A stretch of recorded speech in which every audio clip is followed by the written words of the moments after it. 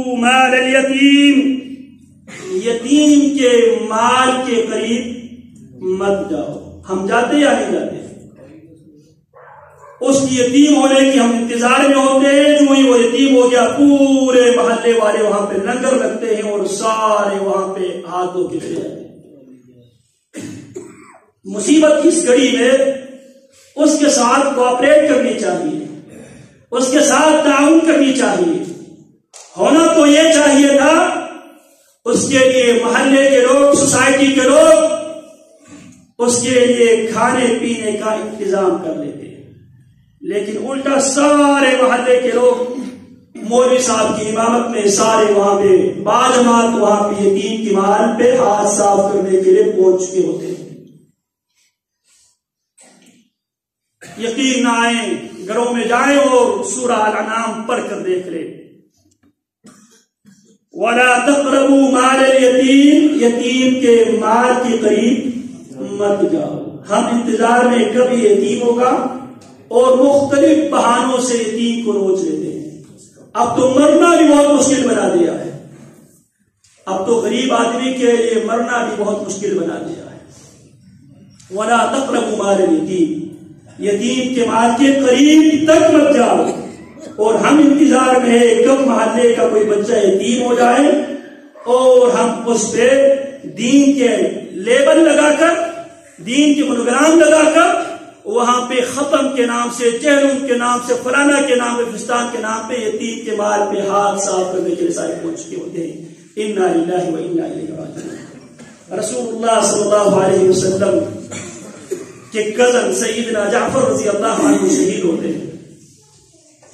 غزوہ مؤتہ میں جناب جعفر بن ابی طالب رضی اللہ تعالی عنہ شہید ہوتے ہیں، جس جعفر سے رسول اللہ صلی اللہ علیہ وسلم بڑی محبت کیا کرتے تھے. جو جعفر اخلاق اور خلق دونوں میں، اخلاق میں بھی اور تخلیق میں بھی رسول اللہ صلی اللہ علیہ وسلم سے مشابہت رکھا کرتے تھے. آپ صلی اللہ علیہ وسلم فرماتے ہیں اشبہت خلقی و خلقی. جعفر آپ خلقت میں بھی اور آپ خلق میں بھی آپ میری مشابہت رکھتے ہیں. جب یہ جعفر شہید ہوتے ہیں رسول اللہ صلی اللہ علیہ وسلم مدینہ والوں کو حکم دیتے اجعلوا لآل جعفر طعاما، آل جعفر کے لیے کھانے کے بندوبست کیا فإنهم قد أصابهم ما يشغلهم. ان پر وہ مصیبت آئی ہے جس مصیبت نے آل جعفر کو مصروف رکھی ہے، لہذا مصیبت کی گھڑی میں محلے والوں ان کی خیال رکھا کرو، ان کے لیے کھانے پینے کا انتظام کیا. جبکہ ہمارے یہاں الٹا گنگا بہتا ہے.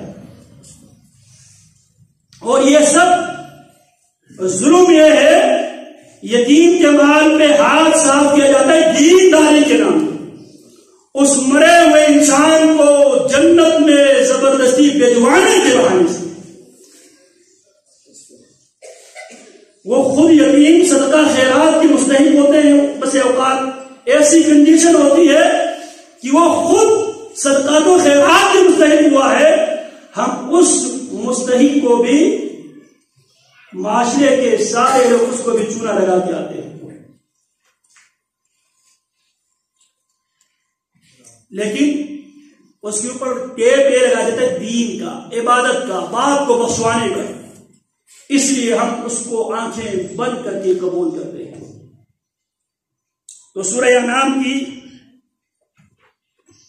6 وصیت ہے وَلَا تَقْرَبُوا مَالَ الْيَتِيمِ إِلَّا بِالَّتِي هِيَ أَحْسَنُ. یتیم کے مال کے قریب تک مت جاؤ إِلَّا بِالَّتِي هِيَ أَحْسَنُ، ہاں مگر جس میں یتیم کے حق میں بہتری ہو. یتیم کے مال ضائع ہو رہا ہو تو یتیم کے وارث اس مال کو محفوظ کرنے کے لیے اس مال کو یتیم کے فیور میں، یتیم کے لیے کوئی آدمی لے کے یتیم کے ساتھ اس کے لیے کوئی بزنس اسٹارٹ کرے تاکہ اس یتیم کے کام آئے. یہ تو جائز ہے، لیکن یتیم کے مال پہ ہاتھ صفائی کرنا جائز نہیں ہے. جو لوگ یتیم کے مال کھاتے ہیں قرآن کیا کہتے ہیں انما یأکلون فی بطونہم نارا وسیصلون سعیرا. جو لوگ یتیم کے مال کھاتا ہے وہ مال نہیں کھاتا، وہ در حقیقت جہنم کی آگ کھاتا. تو لہذا سورۃ الانعام کی 6 وصیت یہ ہے یتیم کے مال کے قریب نہ جایا جائے الا بالحق، مگر حق کے ساتھ، حتی یبلغ اشدہ الا باللتی ہی احسن، مگر وہ احسن طریقہ یہ ہے کہ اس کے مال محفوظ کرنے کے لیے اس کی مال میں بڑھوتری کے اگر آپ کے پاس کوئی پروگرام ہو، تاکہ جب وہ یتیم بڑے ہو جائے اس کے بڑے ہونے تک اس کی گھر کا چولہا جلتا رہے، اس کا تعلیم اس کی تربیت بھی مکمل ہوتا رہے، اور جب وہ یتیمی کی حدود جب کراس کر جائے تو اللہ کا حکم یہ ہے کہ مال اس کے سپرد کرو بہتر طریقے سے، حتی یبلغ اشدہ